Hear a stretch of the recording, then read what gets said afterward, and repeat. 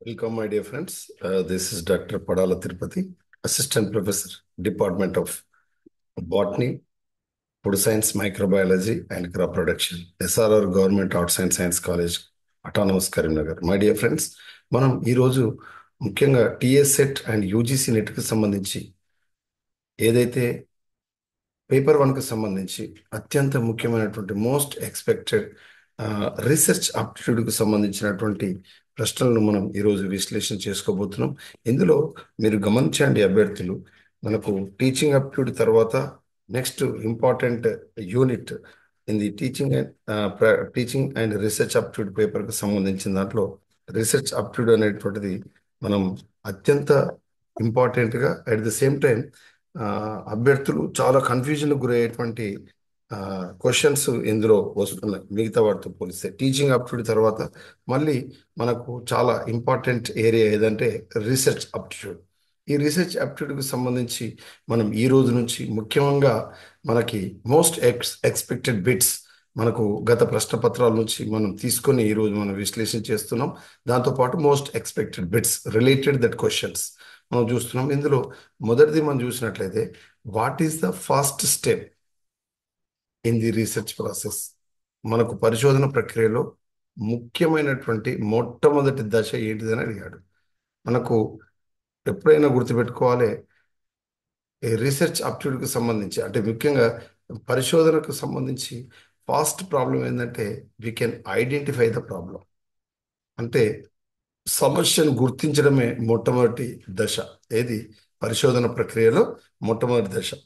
ఆ తర్వాత మళ్ళీ మనకు formulation of the hypothesis, data collection and review of literature, ఇదంతా తర్వాత ఉంటుంది. కానీ ఫస్ట్ స్టెప్ ఏంటంటే ప్రాబ్లం ఐడెంటిఫికేషన్, అంటే సమస్యను గుర్తించడం. రెండో చూడండి, which of the following is the characteristics of a good hypothesis? అంటే ఈ కింది వాటిలో మనకు గుడ్ హైపోథీసిస్ ఏంటిది అని అడిగాడు. ఏది గుడ్ హైపోథీసిస్ యొక్క లక్షణం ఏంటిదని అడిగాడు. Characteristics of the good hypothesis. It should be కాంప్లెక్సా, ఇట్ షుడ్ బి టెస్టేబులా, ఇట్ షుడ్ బి వ్యాగ్యువా, ఇట్ షుడ్ బి బ్రాడా. అంటే కంపల్సరీ వేరియబుల్స్ ఏ విధంగా ఉండాలంటే టెస్టేబుల్గా ఉండాలి, పరీక్షించదగినవిగా ఉండాలి. Next third one, which type of research aims at finding a solution for immediate problem? అంటే ఏదేని ఒక పరిశోధనకు సంబంధించి మనకు ఇమీడియట్గా మనకు ఏది సొల్యూషన్ కనుక్కునే రీసెర్చ్ ఎలాంటి రీసెర్చ్ అని అడిగాడు. ఫండమెంటల్ రీసెర్చ్ అంటే మౌలిక పరిశోధన, అప్లైడ్ రీసెర్చ్ అంటే అనువర్తన పరిశోధన, అనువర్తిత లేదా అనువర్తన, డిస్క్రిప్టివ్ రీసెర్చ్ అంటే వర్ణనాత్మక పరిశోధన, ఎక్స్ప్లోరేటరీ రీసెర్చ్ అంటే ఆ, మనకు ప్రయోగాత్మకమైనటువంటి పరిశోధన అని అడిగాడు. ప్రయోగాత్మక పరిశోధన అని. ఇక్కడ మనకేమంటున్నాడంటే research aims at finding solution for immediate problem. దీనికి ఆన్సర్ ఏం పెట్టాలంటే అప్లైడ్ రీసెర్చ్ పెట్టాలి. Next fourth one, what does research design includes? Research design ఏదైతే మనకు పరిశోధనకు సంబంధించినటువంటి ఈ డిజైన్ ఏదైతే ఉందో దీనికి సంబంధించి ఇందులో ఏమేమి ఉంటాయి అంటే డాటా అనాలిసిస్ ఉంటుందా, శాంప్లింగ్ ఉంటుందా, టూల్స్ ఫర్ డాటా కలెక్షన్ ఉంటుందా?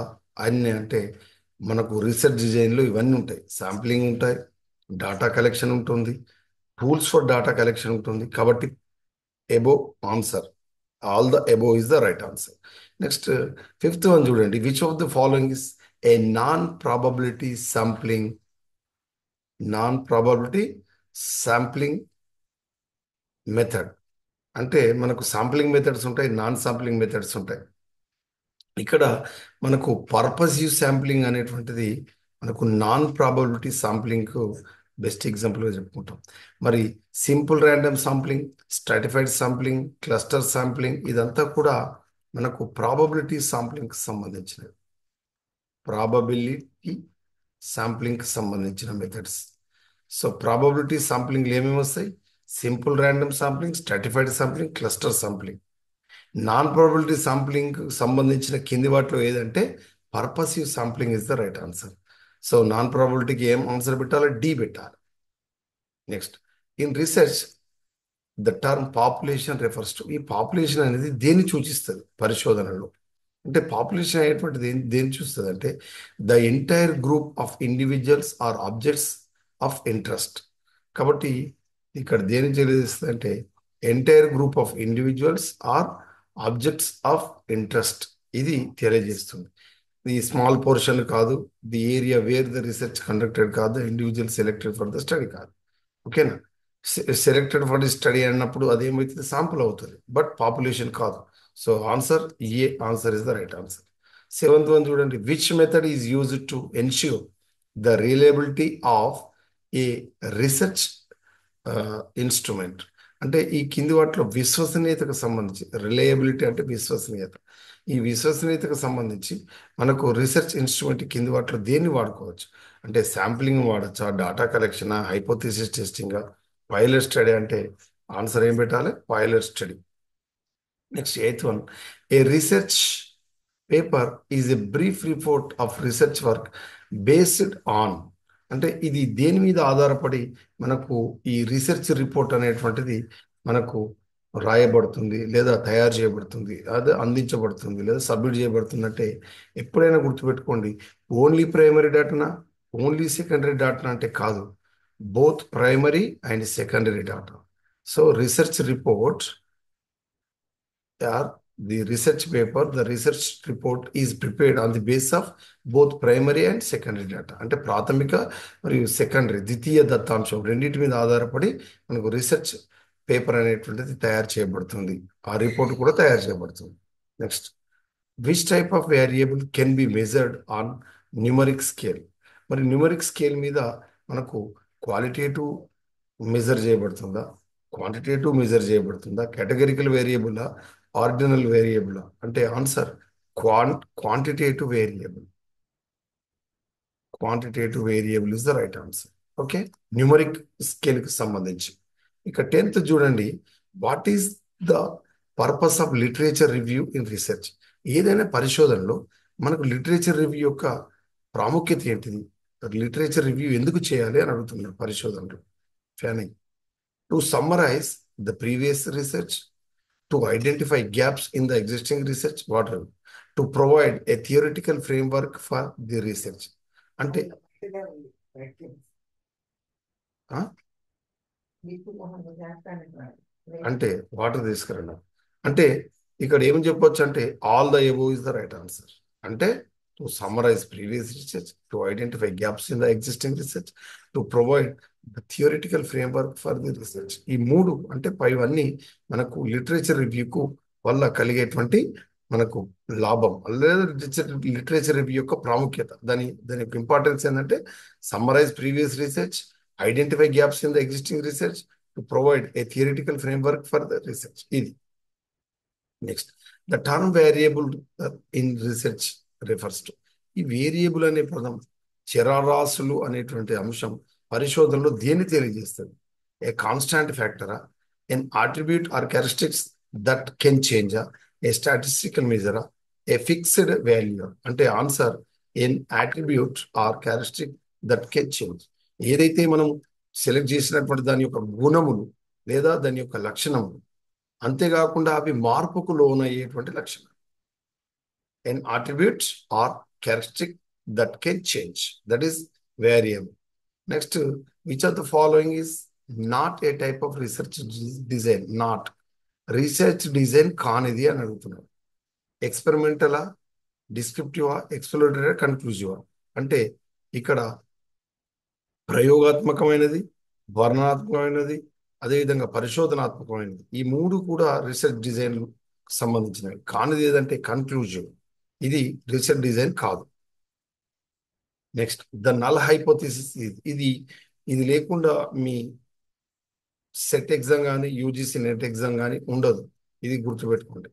ఈ నల్ హైపోథిసిస్ అంటే ఏంటి అంటే నల్ హైపోథిసిస్ అనేటువంటిది a hypothesis that state there is no significance, there is no significance effects అనేటువంటిది మనకు నల్ హైపోథిసిస్ ను సూచించేటువంటి అంశం. అంటే ఇక్కడ ఆన్సర్ ఏం పెట్టుకోవచ్చు అంటే B, a hypothesis that states there is no significant effect ఇది నల్ హైపోథీసిస్ సూచించే స్టేట్మెంట్. ఓకేనా? A hypothesis that states there is no significant effect. Next 14 చూడండి. Which of the following is a qualitative research method? ఈ కింది వాటిలో ఏది qualitative research మెథడ్కు సంబంధించి, గుణాత్మకమైన పరిశోధనకు సంబంధించింది? సర్వేనా, ఎక్స్పెరిమెంటా, ఫోకస్ ఆన్ గ్రూపా, కాసి ఎక్స్పెరిమెంట్? అంటే ఆన్సర్ ఫోకస్ గ్రూప్ అనేటువంటిది మనకి ఇక్కడ దేన్ని తెలియజేస్తుంది అంటే క్వాలిటేటివ్ రీసెర్చ్ మెథడ్ సూచిస్తుంది. ఇది ఫోకస్ గ్రూప్. నెక్స్ట్ 15 చూడండి. Which of the following is a type of probability sampling? A type of probability sampling. ఈ కింది వాటిలో ఏది ప్రాబబిలిటీ శాంప్లింగ్? అంటే convenience sampling, purposive sampling, snowball sampling, stratified sampling? మీరు ఇది గుర్తుపెట్టుకోండి. స్ట్రాటిఫైడ్ శాంప్లింగ్ అనేటువంటిది మనకు ప్రాబబిలిటీ శాంప్లింగ్ కి సంబంధించి. మరి convenience sampling, purposive sampling, snowball sampling ఇవి దేనికి సంబంధించినవి? నాన్ ప్రాబబిలిటీ శాంప్లింగ్ కి సంబంధించి. ఓకేనా? ఇదే క్వశ్చన్, ఇదే దాంట్లో మనం ముందు క్వశ్చన్ చూసాం చూడండి. ఇది చూడండి. ఇది కాదు.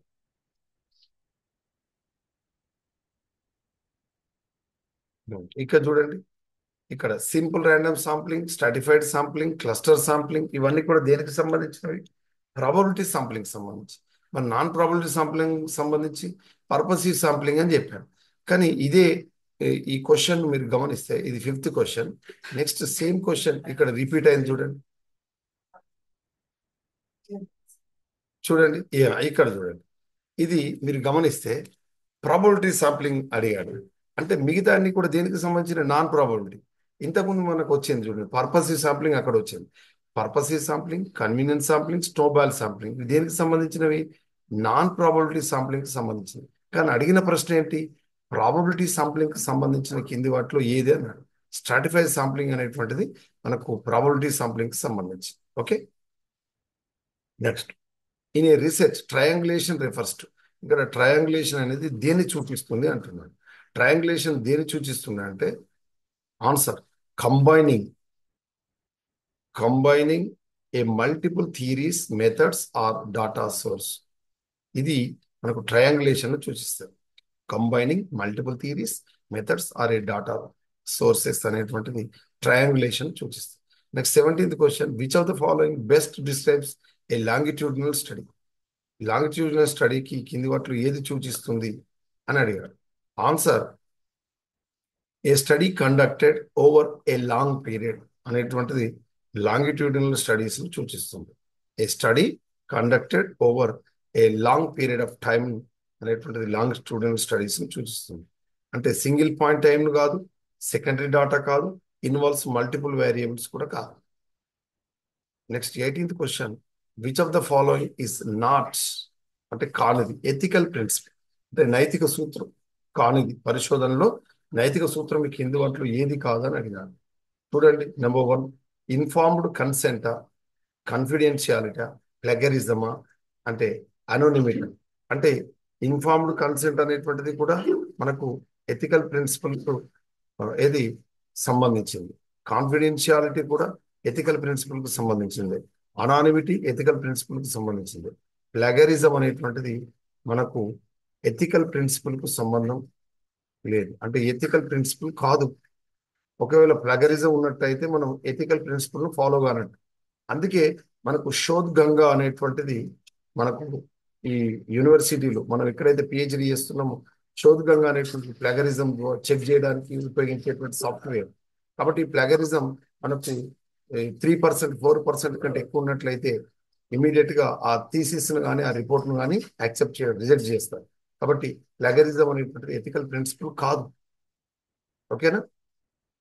Next 19th question. What is the main purpose of hypothesis in research? అసలు హైపోథిసిస్ అంటే పరికల్పన, తెలుగులో హైపోథిసిస్ ఏమని పిలుస్తాం? పరికల్పన. అసలు పరికల్పన యొక్క మనకు ఉద్దేశం ఏంటి? అసలు ప్రధానమైన ఉద్దేశం ఏంటి పరిశోధనలో అని అడిగారు. అంటే పరికల్పన యొక్క ప్రధానమైన ఉద్దేశం ఏంటంటే to guide the research by predicting the out. అంటే ముందే మనం రానున్నటువంటి ఏదైతే అవుట్కమ్స్ ఉన్నాయో, అంటే ఫలితాలను ముందే ఊహించి చేసేటువంటి దాన్ని మనం ఏమంటాం? పరికల్పన, హైపోథిసిస్ అంట. ఈ ఈ హైపోథిసిస్ అనేటువంటివి మనకు ఏది ఇది మనకు టెస్టేబుల్ హైపోథిసిస్ అయి ఉండాలి, అంటే పరీక్షించదగిన ఉండాలి. అంతేకాకుండా ఇవి ఊహించాలి, అంటే రానున్న ఫలితాలు ముందే ఊహిస్తేనే పరికల్పనలు అవుతాయి. ఇది పరిశోధన యొక్క ముఖ్యమైనటువంటి ఉద్దేశం, అంటే పరికల్పన యొక్క ముఖ్యమైన ఉద్దేశం పరిశోధనలో. ఇక ఈరోజు last question. In a research context, operationalisation means, అంటే మనకు పరిశోధన యొక్క సందర్భంలో ఆపరేషనలైజేషన్ అని అంటే ఏంటి? అంటే ఆపరేషనలైజేషన్ అంటే ఏంటంటే ఏ మన answer B, defining how a concept or variable will be measured. ఏ విధంగా అయితే ఒక భావనను మనం వర్ణించి, అంటే దాన్ని దాని యొక్క నిర్వచించి, అంతేకాకుండా దాని యొక్క చరరాశుల మధ్య విల్ బి మిజర్డ్, అవి మనకు లెక్కించదగినదై ఉన్నట్లయితే దాన్ని మనం ఆపరేషనలైజేషన్ అంట. అంటే operationalisation means defining how a concept or variable will be measured. అంటే ఒక భావన కానీ లేదా ఒక చరరాశిని కానీ దాన్ని నిర్వచించి అది మనకు మిజరబుల్, అంటే పరీక్షించదగినదై, అంటే అది మనకు లెక్కించదగినదై ఉన్నట్లయితే దాన్ని మనం ఆపరేషనలైజేషన్ అని అంటాం. ఇది పరిశోధనలో ఒక భాగంగా మనం చెప్తుంటాం. ఇది మనకు ఈ రోజుకు సంబంధించినటువంటి ముఖ్యమైనటువంటి రీసెర్చ్, ఇంపార్టెంట్ రీసెర్చ్ ఆప్టిట్యూడ్ కు సంబంధించినటువంటి bits my dear friends. Remaining bits will discuss tomorrow class. I will stop here my dear friends. మీకు ఎల్లప్పుడూ కూడా SRR government arts and science college autonomous Karimnagar, department of botany, microbiology, food science and crop production మీకు అందుబాటులో ఉంటుంది, support చేస్తుంది, గెలిపిస్తుంది. రానున్న మీ TG సెట్లో, మీరు రాయబోయే టీజీ సెట్లో పేపర్ 1లో మీ ఆప్షనల్ సబ్జెక్ట్ కంటే ఉస్మానియా విశ్వవిద్యాలయం 29 సబ్జెక్టులలో మీకు ఏది సెట్ ఎగ్జామ్ నిర్వహిస్తుంది. TG set, Telangana state level eligibility test, రాష్ట్ర అర్హత పరీక్షకు సంబంధించి ఈ ఇంపార్టెంట్ బిట్స్ మీరు ప్రాక్టీస్ చేసినట్లయితే రానున్నటువంటి పరీక్షలో మీరే విజయం సాధిస్తారు, అందులో ఏమాత్రం సందేహం లేదు. కాబట్టి మై డియర్ ఫ్రెండ్స్, నాతో నమ్మకంగా చెప్పండి, డెఫినెట్ గా మేము రానున్న ఎగ్జామినేషన్ లో డెఫినెట్ గా క్వాలిఫై అవుతామని. I wish you all success.